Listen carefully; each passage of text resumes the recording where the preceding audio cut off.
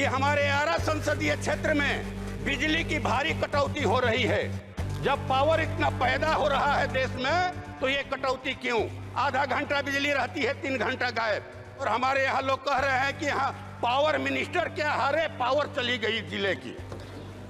ये मैंने इस पर रोक लगाया जाए बिजली के देखरेख पर। और अंतिम बात महोदय, और सरकार कह रही कि हम बहुत रॉकेट की गति से विकास कर रहे हैं। तो महोदय, जिन लोगों का इस देश की अर्थव्यवस्था के विकास में भारी योगदान है, वो खेतों में खट करके अनाज पैदा करते हैं, देश का पेट भरते हैं। वे बड़े बड़े कल कारखानों की चिमनियों से धुआं निकालकर उत्पादन में सहयोग देते हैं। पावर मिनिस्टर क्या हारे, हमारे यहाँ तो पावर ही चला गया। नमस्कार, आप देख रहे हैं न्यूज फॉर नेशन और मैं स्वाति पांडे आपके साथ। ये कहना है आरा के मौजूदा सांसद सुदामा प्रसाद का। दरअसल आरा से लोकसभा चुनाव में चुनाव लड़ते हैं और सुदामा प्रसाद जीत जाते हैं। उसके बाद आरा से सांसद बन जाते हैं। अब नवनिर्वाचित सांसद लोकसभा में पहुंचे हुए लोकसभा के बजट सत्र के दौरान जब अपने बातों को रख रहे थे, तब उन्होंने आरा के पहले पूर्व जो सांसद हैं आर.के. सिंह, उन पर बड़ा हमला बोला है और कहा है कि ऐसा हम नहीं कह रहे हैं, बल्कि ऐसा आरा की जनता कह रही है। ऐसा आरा के लोगों का कहना है कि हमारे पावर मिनिस्टर क्या हारे, हमारे यहाँ तो पावर ही चली गई। दरअसल आरा में लगातार बिजली की कटौती हो रही है, बिजली नहीं रहती है, जिसकी वजह से वहां के लोगों को काफी परेशानियां झेलनी पड़ती है। अब ऐसे में आरा के मौजूदा सांसद सुदामा प्रसाद ने लोकसभा में किस तरीके से आरा के पूर्व सांसद आर.के. सिंह पर हमला बोला है, केंद्र की बीजेपी सरकार पर हमला बोला है, क्या कुछ बिजली को लेकर के, पावर को लेकर के कह रहे हैं, सुनवाते हैं आपको। हित में लोक कल्याणकारी योजनाएं चलाई जाती हैं, उनमें ये भारी कटौती करके दोनों हाथों से अपने कॉरपोरेट मित्रों पर धन की वर्षा कर सके, इसलिए तो चाबी नहीं दी जाएगी। इस देश में करोड़ों दलित, आदिवासी, भूमिहीन जमीन के अभाव में समुद्र के किनारे, नहर के किनारे, सड़क के किनारे, आहर पोखर के पिंड पर एक झोपड़ी लगा करके, एक पॉलिथीन तान करके अपना जीवन बसर कर रहे हैं। और सरकार कह रही है कि हम बहुत रॉकेट की गति से विकास कर रहे हैं।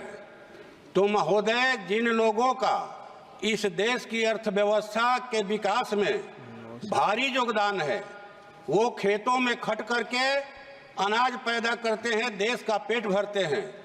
वे बड़े बड़े कल कारखानों की चिमनियों से धुआं निकालकर उत्पादन में सहयोग देते हैं, मेहनत करके सुंदर सड़कें बनाते हैं, ऊंची गगनचुंबी इमारतें बनाते हैं, पूरे देश को अपने श्रम से स्वर्ग बना रहे हैं।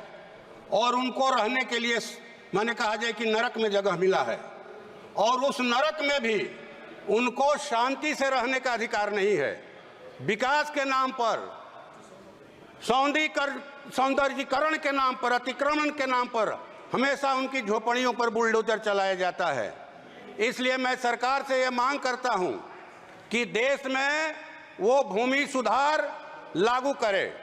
देश में अभी बिहार में 2010 में भूमि सुधार आयोग का गठन हुआ था, जिस आयोग ने कहा कि 21,85,000 एकड़ जमीन सीलिंग से फाजिल जमीन है, सरकारी जमीन है, जिस जमीन पर भूमि माफियाओं का, भूस्वामियों का राइफल बंदूक के बल पर कब्जा है, इस जमीन को भूमिहीनों में बांटना चाहिए।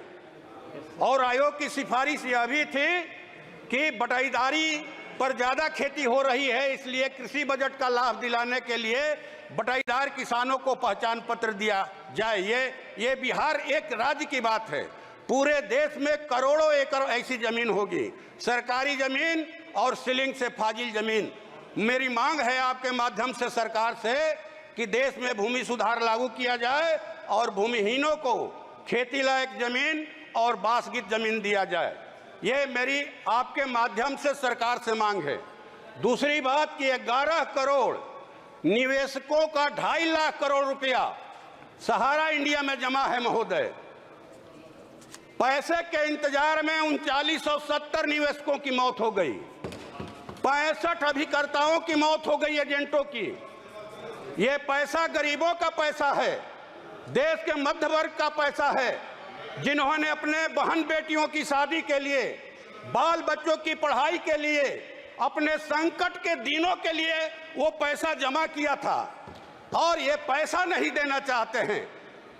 माननीय महोदय, ये बड़े दुख की बात है कि सरकार कह रही है कि हम पैसा देना चाहते हैं और लोग पैसा लेने के लिए नहीं आ रहे हैं। गांव में जो रोपनी डोहनी करने वाली महिलाएं हैं खेतों में, शहरों में जो झाड़ू पोछा का काम करती हैं दाई महिलाएं, रिक्शा टेम्पू ठेला चलाने वाले लोग हैं, फुटपाथी दुकानदार हैं, वो सरकार के पोर्टल के बारे में नहीं जानते। वो गांव के और कस्बे के उस एजेंट के बारे में जानते हैं, सहारा इंडिया के, जिनके मार्फत उन्होंने पैसा जमा किया। महोदय, आपके माध्यम से सरकार से हमारी मांग है कि ये पैसा एजेंटों के मार्फत दिलवाया जाए निवेशकों को। ये पेट पर लात पड़ रहा है उनका, कहे कि हुक उठती है जब वो हमसे कहते हैं, उनके अंदर हुक उठती है। तीसरी बात ये महोदय कि हमारे आरा संसदीय क्षेत्र में बिजली की भारी कटौती हो रही है। जब पावर इतना पैदा हो रहा है देश में, तो ये